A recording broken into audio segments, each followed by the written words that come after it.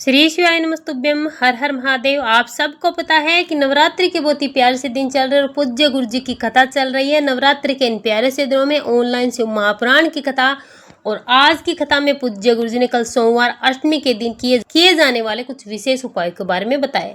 पूज्य गुरु जी ने बताया कि उदय तिथि के अनुसार 30 सितंबर को अष्टमी तिथि मनाई जाएगी। अष्टमी तिथि का व्रत रखा जाएगा, लेकिन 29 सितंबर को दोपहर के बाद से अष्टमी तिथि प्रारंभ हो रही है, तो आपको सोमवार के दिन पड़ने वाली इस अष्टमी के दिन उपाय जरूर करने चाहिए। पूज्य गुरु जी ने बताया कि 29 सितंबर को दोपहर के बाद से अष्टमी तिथि लग रही है, तो अष्टमी का व्रत जो 30 सितंबर को रखा जाएगा, लेकिन जो लोग हवन करेंगे वो लोग हवन 29 तारीख को दोपहर के बाद से 29 की रात्रि से ही शुरू हो जाएंगे। हवन का जो कार्य है वो अष्टमी की रात्रि में किया जाता है, जो उपाय है वो अष्टमी की रात्रि में किए जाते हैं।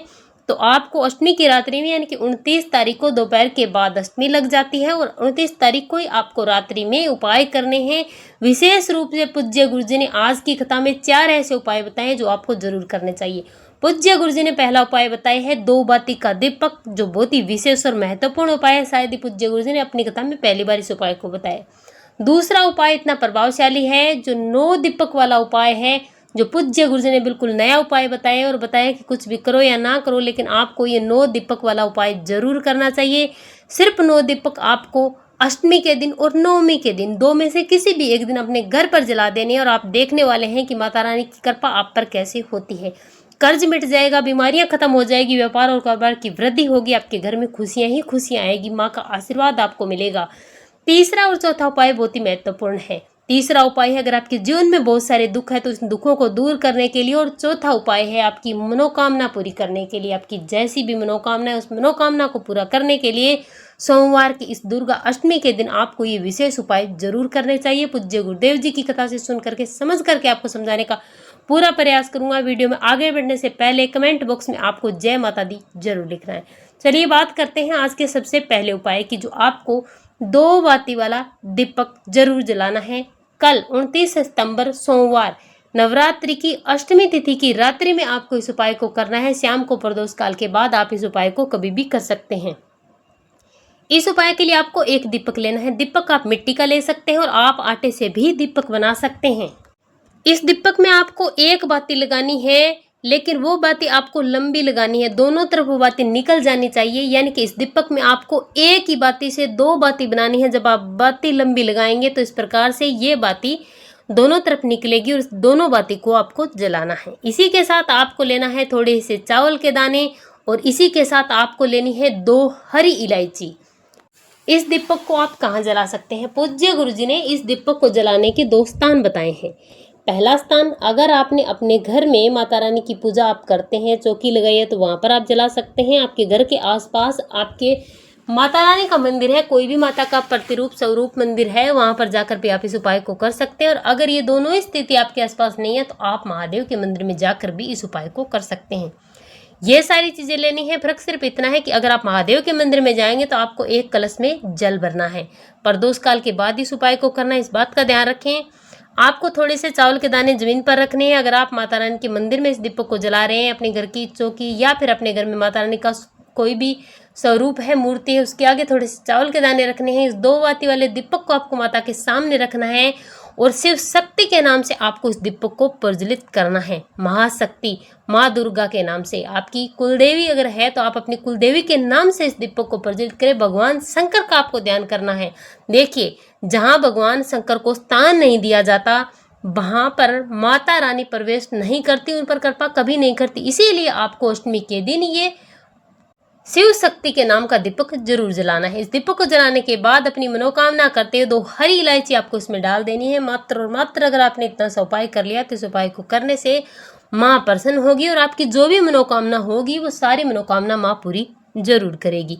मनोकामना कैसी भी हो सकती है, जीवन में कर्ज है, बीमारियां बहुत ज्यादा, परेशानियां हैं, तो समस्त परेशानियों से आपको सिर्फ और सिर्फ ये शिव शक्ति वाला दीपक सारी परेशानी दूर करेगा। चलिए बात करते हैं पूज्य गुरु जी द्वारा बताए गए आज के दूसरे उपाय की, जो आपको 9 दीपक तैयार करने हैं, 9 दीपक जलाने हैं। ध्यान रखना, पहला उपाय जो हमने बताया था उसमें आपको सिर्फ और सिर्फ गाय माता का घी डालना है। दूसरे उपाय की बात करते हैं तो इसके लिए आपको लेना है 9 दीपक। देखिए, प्रयास करने के बाद असफल हो जाते हैं, बार बार प्रयास किया, कर्ज बढ़ता जा रहा है, घर में बरकत नहीं हो पा रही है, आपकी माता रानी आपसे प्रसन्न नहीं है, तो आपको अपनी कुलदेवी के नाम से, माँ दुर्गा के नाम से ये 9 दीपक अपने घर में जरूर जलाने हैं। इस दीपक को आप अष्टमी और नवमी में से किसी भी दिन जला सकते हैं। ये दीपक आपको रात्रि में जलाना है और अपने घर पर ही जलाना है। जहाँ पर आप माता रानी की पूजा करते हैं, आपने चौकी लगा रखी है, या फिर आप पूजा नहीं करते हैं तो भी माता रानी का कोई भी स्वरूप है, प्रतिरूप है, अपनी कुलदेवी का स्वरूप है, वहाँ पर आपको 9 दीपक लेने हैं। दीपक मिट्टी या आटे कोई भी आप बना सकते हैं। 9 के 9 दीपक में आपको लंबी बाती लगानी है और इस सभी दीपक में आपको घी डालना है। देखिए, अगर आपके पास घी नहीं है तो ऐसी स्थिति में आपको तिल का तेल डालना है और तिल का तेल डाल करके आपको ये 9 के 9 दीपक प्रज्वलित करने हैं अपने ही घर में माता रानी के सामने। दीपक प्रज्वलित करने के बाद आपको एक मंत्र का जाप करना है। वो मंत्र कौन सा है? श्रीम श्रीम श्रीम। अगर आप ज़्यादा नहीं कर सकते तो आपको 108 बार इस श्रीम शब्द का जाप जरूर करना है। नवरात्रि की अष्टमी और नवमी की रात्रि में आपको इस उपाय को करना है। अब आपको इन जलते दीपक में डालना क्या है? अगर आप अपने घर में सुख और समृद्धि चाहते हैं, धन चाहते हैं, तो एक एक हरी इलायची आपको सभी दीपक में डालनी है। अगर आपके घर में नेगेटिव एनर्जी है, आपको लगता है किसी ने कुछ कर दिया है, बीमारियां बहुत ज़्यादा है, किसी को कोई भी दर्द रहता है, तो इस दीपक में आपको एक एक लौंग डालना है। अगर आपको लगता है कि आपके घर में कोई किया कराया है, नेगेटिव एनर्जी है, किसी का काला साया है, नज़र दोष है, बीमारियां बढ़ रही है, किसी भी काम में आप सफल नहीं हो पा रहे हैं, तो आपको एक एक काली मिर्च डाल देनी है। इसी प्रकार से सभी समस्याओं को दूर करने के लिए, बीमारियों को दूर करने के लिए आप इसमें काला तिल भी डाल सकते हैं।